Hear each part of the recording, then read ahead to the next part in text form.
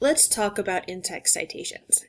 In-text citations are the short notations included within the body of a work to point to the reference entry in a reference list. I can't cover every possible situation, so looking in the APA manual and on the APA style website will be necessary.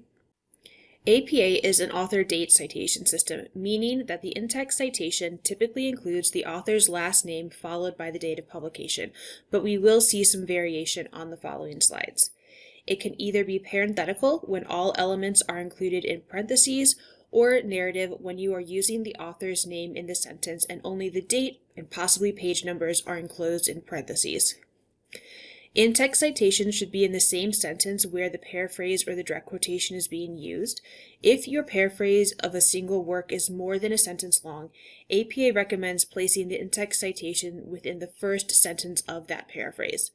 Additional citations of the work are not needed in the paraphrase unless there is a shift in focus or topic. Typically, parenthetical citations come at the end of sentences, while narrative citations might be at the beginning of a sentence or phrase.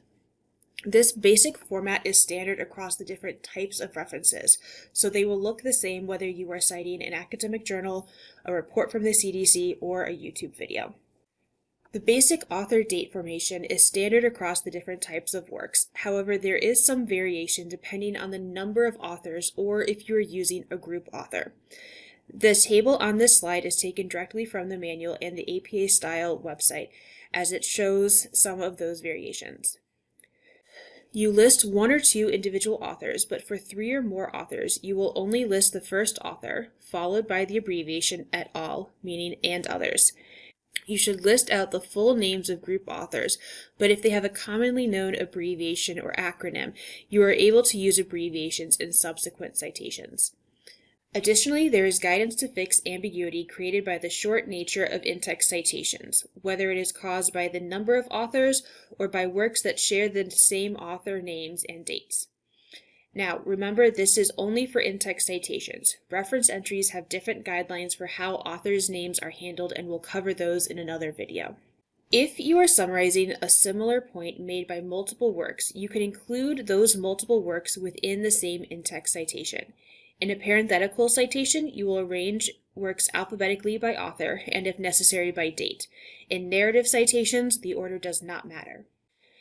You should be paraphrasing most of the time in academic writing, but if you are using a direct quotation, APA in-text citations then include information about where that quote is coming from. APA uses the term specific part to include works without page numbers. Examples of other parts include paragraph numbers, slide numbers, tables, and timestamps. See the manual and APA style website for further guidance.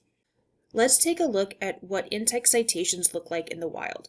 For articles reporting primary or original research, you will often see the majority of citations in the literature review, typically towards the beginning of a paper.